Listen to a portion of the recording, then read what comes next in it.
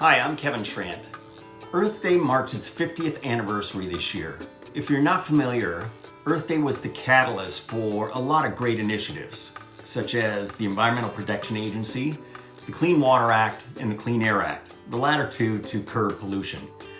For the past 30 years, I've been involved with some type of Earth Day project, whether it's working outside in the field, or if it's a music project, performing, or a video project. One video project I want to share with you is called Planetary Update, and the premise is simple.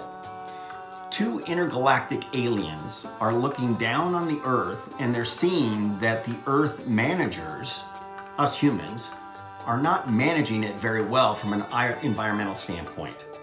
So they tap into the primary mode of communication, which is television, and they see programming that is very disturbing about environmental issues. Mr. Dodger's Neighborhood is one such clip that in the neighborhood, the animals or the puppets are the ones that are environmentally conscious, whereas Mr. Dodgers dodges the issues. Well, here, just check it out. It's a beautiful day in the neighborhood, a lovely day in the neighborhood. Well, hello, neighbors, and how are we doing today? Boy, it sure was hot. That's why I wore these sunglasses. I also wore my favorite sweater just in case we got some early snows. You know, on real hot days like today, you know what I like to do? I like to put my feet in a nice cool wading pool. It's kind of a special feeling. You like to do that? Like to sprinkle the water over my feet, make them nice and calm and smooth? Smooth. I like that word, smooth. Maybe we'll do that after our time together, huh, neighbors? Good. You know, neighbors, all this sun makes me think of a lot of things, like lemonade, suntan lotion, and perspiration. But you know, it also makes me think of places where they got lots of trees and animals, and where it's very hot and steamy. You know, it makes me think of the jungle. Should we play make-believe, neighbors?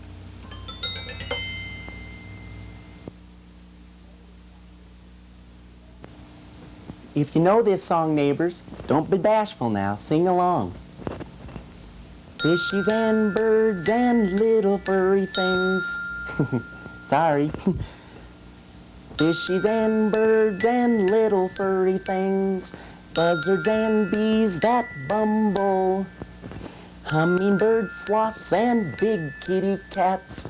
That's what lives in the jungle.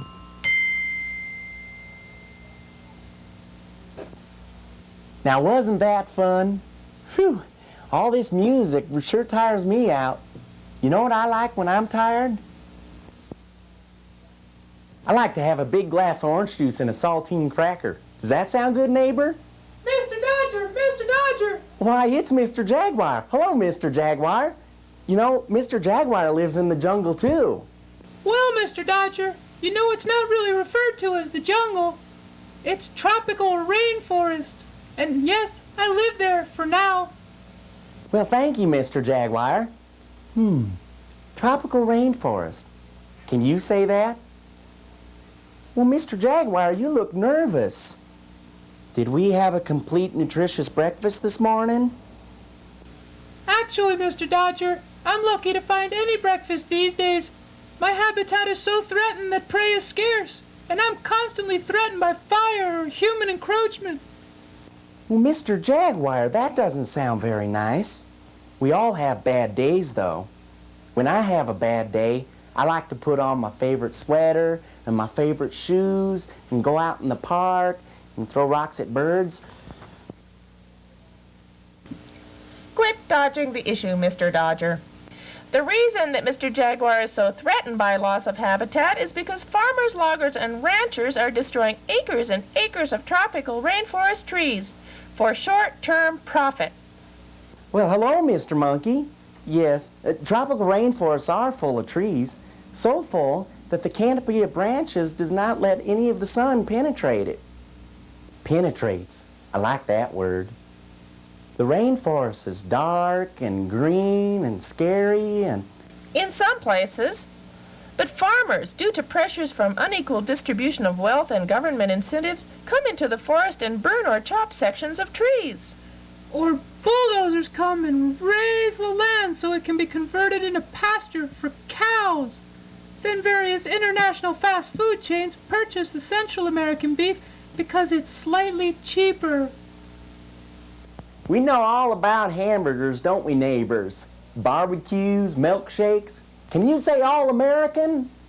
Can you say economic incentives for forest destruction? You see, Mr. Dodger, this beef, or tropical hardwood or cash crop, leaves the land a barren desert in a few years. That's right, Mr. Dodger. In a tropical rainforest, most of the nutrients are held in the biomass, not in the soil. So, when the trees are gone, the soil gives out in just a few years. Then, massive erosion occurs, and the resulting silt destroys local watersheds. The damage can even extend to reefs offshore from the outlets of silt-laden rivers. Can you say big problem, neighbors? Why don't we all have a glass of chocolate milk? And then maybe a very special I'm sorry from all the loggers and all the consumers of tropical goods and even government officials. Sorry, Mr. Dodger, species are going extinct at a rate of over 3 a day, due partially to loss of rainforests. Global climate is changing. The breadbasket of America is threatened and might become a desert. You mean no more home-baked bread from Chef Purpletoes? Mr. Dodger, only concerned citizens educating their neighbors, writing to their congresspeople, and boycotting tropical hardwoods and Central American beef can cease the madness. Ribbit. Can you say grassroots activism?